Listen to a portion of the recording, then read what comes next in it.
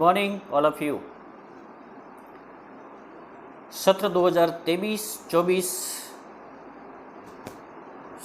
प्रारंभ हो चुका है और माध्यमिक शिक्षा बोर्ड राजस्थान अजमेर ने कक्षा 10वीं यानी संस्कृत विद्यालयों के अंदर प्रवेशिका और सामान्य शिक्षा विभाग के अंदर माध्यमिक विद्यालय में जो गणित विषय पढ़ाया जा रहा है उसके पाठ्यक्रम में कुछ संशोधन किए गए हैं। जो चेंजेस हमारे इस पाठ्यक्रम में किए गए हैं, आज हम इस वीडियो के अंदर उन टॉपिक्स के बारे में विस्तार से चर्चा करेंगे जो हमको इस सत्र में पढ़ने हैं। साथियों, इस वीडियो के पीछे मेरा मकसद मात्र इतना है कि आप अगली जब भी हमारी परीक्षा आए बोर्ड की, उस बोर्ड की परीक्षा में 100% अंक गणित के अंदर किस प्रकार से लाए, उसकी रणनीति है वो हमारे इसी सत्र के अंदर शुरुआत में ही बन जानी चाहिए, ताकि हमारे दिमाग में किसी भी प्रकार का कोई भ्रम ना रहे। हमें ये पता हो कि हमारी प्रश्नावली कौन सी परीक्षा के अंदर आ रही है, कितने नंबर की प्रश्नावली आ रही है और हमको इस पाठ्यक्रम के अंदर क्या क्या पढ़ना है। साथियों, माध्यमिक शिक्षा बोर्ड ने इस बार सिलेबस के अंदर 35% जो हमारी पाठ्य सामग्री थी उसको 10वीं के अंदर और कम किया है। ये उन तमाम विद्यार्थियों के लिए खुशी का विषय है जो गणित के अंदर होशियार है और जो ये पाना चाहते हैं कि हम 100 में से 100 नंबर इस बार किस प्रकार से प्राप्त करेंगे। तो चलिए आज की इस कड़ी के अंदर अपन पढ़ते हैं हमारे इस संशोधित पाठ्यक्रम 2024 में है क्या। साथियों, पहली प्रश्नावली जो इस बार हमारे पाठ्यक्रम में रहेगी उस इकाई का नाम है हमारी वास्तविक संख्या है। यद्यपि पिछले साल भी हमारे जो पहली प्रश्नावली थी उसका नाम भी वास्तविक संख्या था, लेकिन उसमें जो कुछ टॉपिक्स थे उनको यहाँ से हटाया गया है। तो अब हमको इस सत्र में पढ़ना क्या, देखिए सबसे पहले हमको पढ़ना है अंक गणित की आधारभूत प्रमेय। नंबर 2, अपरिमेय संख्याओं का पुनर्भ्रमण। अर्थात अंक गणित की आधारभूत प्रमेय के अंदर हमको अभाज्य गुणनखंड, एचसीएफ, एलसीएम से संबंधित जो प्रश्न है वो हमको पूछे जाएंगे। साथ ही साथ अपरिमेय संख्याओं का जो भ्रमण है हमारा, पुनर्भ्रमण जिसको कहते हैं, उसमें हम जो अपरिमेय संख्याएं हैं वो शांत प्रकार की है या अशांत प्रकार की है, उससे संबंधित प्रश्न है वो हम इस टॉपिक के अंदर क्लियर करेंगे आगे आने वाले समय के अंदर। नेक्स्ट, दूसरी जो हमारी प्रश्नावली है वो जो हमारा पाठ्यक्रम का भाग है इकाई 2, उस पाठ्यक्रम के भाग का नाम है हमारा बीजगणित। साथियों, आप स्क्रीन पर इसको अच्छी तरह से देख पा रहे हो, बीजगणित। मैं इसको थोड़ा जूम भी कर लूँगा अगर आप चाहो तो, ताकि आपको इसको दिखने में कोई समस्या नहीं रहे। साथियों, पहली जो प्रश्नावली हमारी है वो है बहुपद। दूसरी प्रश्नावली, इस बहुपद के अंदर हमको क्या क्या पढ़ना है। बहुपद के शून्यंकों का ज्यामितीय अर्थ, किसी बहुपद के शून्यंकों और गुणांकों के अंदर संबंध क्या है, ये हम पहले भी दूसरी प्रश्नावली में पढ़े थे और इस बार भी हमारे ये दोनों हैं, लेकिन इससे संबंधित और भी टॉपिक्स थे, उन टॉपिक्स को हमारे हटा दिया गया है। साथियों, तीसरी जो प्रश्नावली हमारे होगी वो है 2 चर वाले रेखिक समीकरण। 2 चर वाले रेखिक समीकरण, इसके अंदर बहुत सारे टॉपिक्स को हटाया भी गया है देखिए, लेकिन मूल जो चीज़ें रह गई हैं जो हमको पढ़नी है वो है 2 चरों में रेखिक समीकरण युग्म किस प्रकार से होते हैं, उसकी पहचान हम कैसे करेंगे। रेखिक समीकरण युग्म का आलेखीय या ग्राफीय विधि से हल हम कैसे करेंगे, और रेखिक समीकरण युग्म को हल करने की बीजगणितीय विधि। और उन विधियों के अंदर साथियों हमारी मूल जो 2 विधि है उसी को हमको याद करना है, प्रतिस्थापन विधि और विलोपन विधि।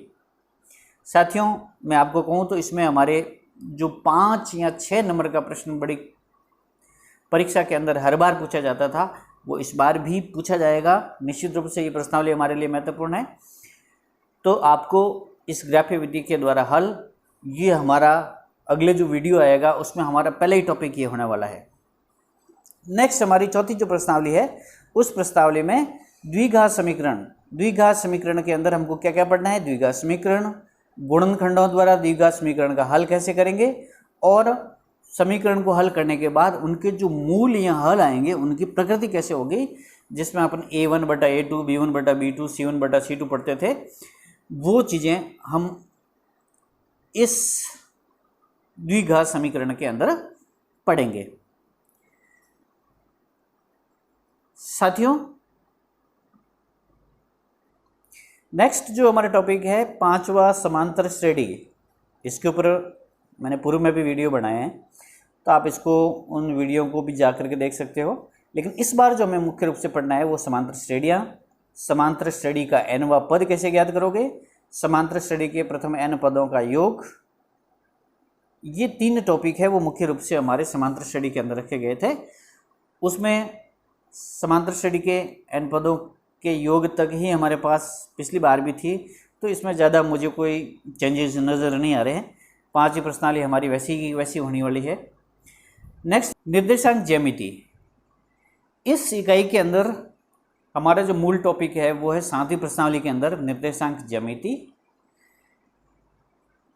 उसमें मुख्य रूप से इस बार हमारे लिए 2 सूत्र ही है, एक दूरी सूत्र है और एक हमारा विभाजन सूत्र है। दूरी सूत्र मैं आपको आगे टॉपिक में बताऊंगा, √x2 - x1, फिर हम इसको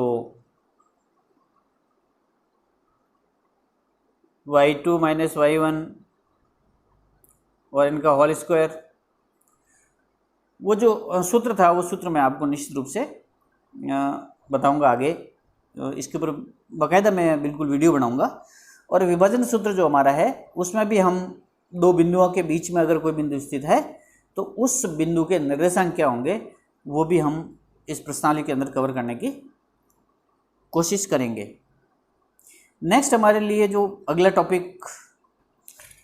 जो टॉपिक आपके समक्ष है वो है हमारे त्रिकोणमिति, ट्रिग्नोमेट्री से संबंधित। इसमें भी हमारे लिए 2 प्रश्नावली महत्वपूर्ण रहेगी। एक है त्रिकोणमिति का परिचय, इंट्रोडक्शन ऑफ ट्रिग्नोमेट्री, उसमें त्रिकोणमिति के अनुपात पढ़ेंगे हम, यानी हमारा sine theta, cos theta, tan theta, cosec theta, sec theta, cot theta, उन मूलभूत अनुपातों की हम बात करेंगे आगे प्रश्नावली के अंदर। कुछ विशिष्ट कोणों के त्रिकोणमिति अनुपात, ये जिनके मैंने नाम बोले उनका अनुपात क्या क्या होगा वो भी पढ़ना है। और त्रिकोणमितीय सर्वसमीकाएं, इससे संबंधित भी हमारे 5 से लगा करके 4 या 6 नंबर तक के प्रश्न है वो बोर्ड की परीक्षाओं के अंदर पूछे जाते हैं। नेक्स्ट जो हमारी अगली जो प्रश्नावली है वो साथियों है 9वीं प्रश्नावली, त्रिकोणमिति के कुछ अनुप्रयोग, सम एप्लीकेशंस ऑफ ट्रिग्नोमेट्रीज, जिसमें ऊंचाइयां और दूरियां हैं वो हमारा महत्वपूर्ण टॉपिक रहेगा। ऊंचाइयां दूरियां पिछले साल भी हमारे 9वीं प्रश्नावली के अंदर ही थी, इस बार भी हमारे 9वीं प्रश्नावली में, तो इसमें कुछ संशोधन नहीं किया गया है, ये वो की वो है। नेक्स्ट अगला जो हमारा टॉपिक है वो है ज्योमेट्री। साथियों, इस ज्योमेट्री के अंदर हमारे पास में 6वीं प्रश्नावली त्रिभुज है और एक 10वीं प्रश्नावली वृत्त है। त्रिभुज के अंदर हमको क्या क्या पढ़ना है, समरूप आकृतियाँ, त्रिभुजों की समरूपता, उसके जो नियम है वो हमको पढ़ना है, समरूपता की कसौटियाँ, त्रिभुजा के समरूपता नियमों की कसौटियाँ, ये आगे दिया हुआ है, उसको एक एक करके पढ़ना है। और इनसे संबंधित जितने भी थ्योरम्स है वो भी हमारे पास आएगी, तो उसको भी हम आगे पढ़ेंगे। और वृत्त के अंदर जो हमको पढ़ना है वो वृत्त की स्पर्श रेखा, एक बिंदु पर स्पर्श करने वाली स्पर्श रेखा की रचना, एक बिंदु से एक वृत्त पर स्पर्श रेखाओं की संख्या कितनी है। साथियों, ये टॉपिक सरल कर दिया गया है, इसमें रचना से संबंधित चीज़ों को शायद मेरे ख्याल से इसमें इस बार शामिल नहीं किया गया है, लेकिन कुछ 1 या 2 नंबर के प्रश्न इसके ऊपर हमेशा ही हर वर्ष भी आते हैं और इस बार भी आएंगे, तो ये हमारे लिए आसान होने वाला टॉपिक है। जो हमारी प्रश्नावली है वो है इकाई 6, क्षेत्रमिति, यानी मेंसुरेशन जिसको बोलते हैं।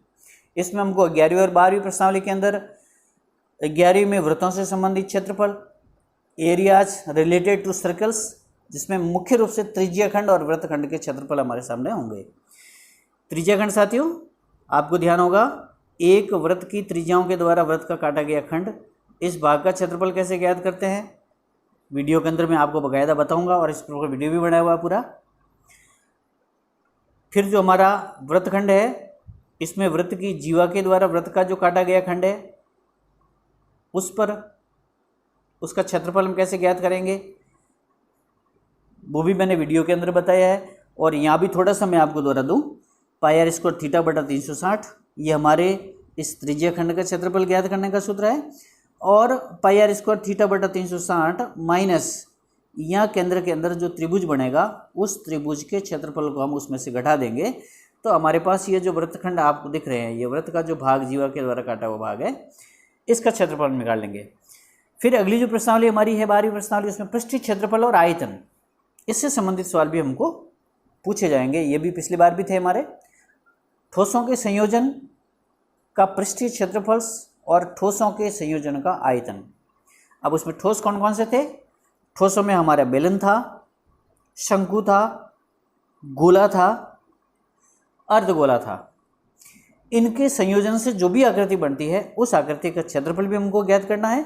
साथ ही साथ इन सब से संबंधित जो भी ठोस है, उन सब का आयतन भी हम ज्ञात करेंगे। वो भी हमें इसी प्रश्नावली के अंदर आपको अध्ययन करना है। नेक्स्ट जो हमारा अगला प्रश्न होगा,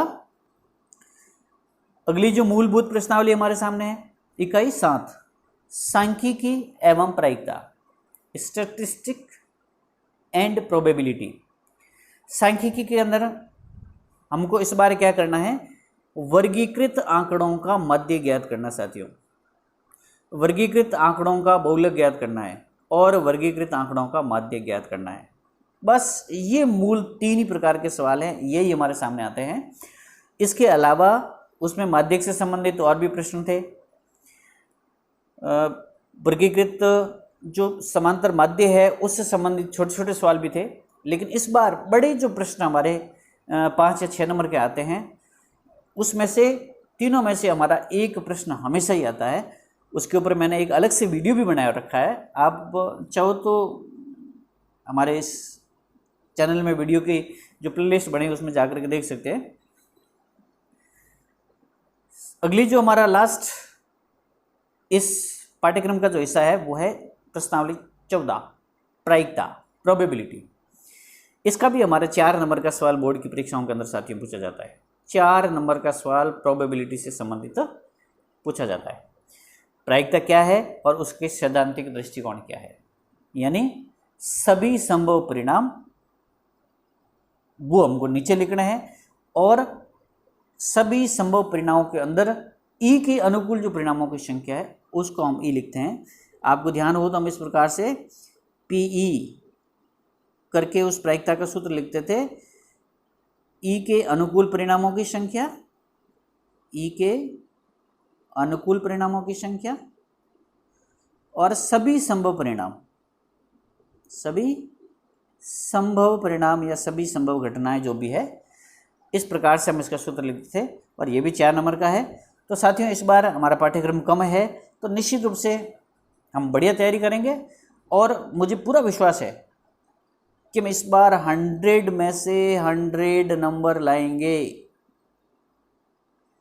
100 में से 100 10वीं के अंदर।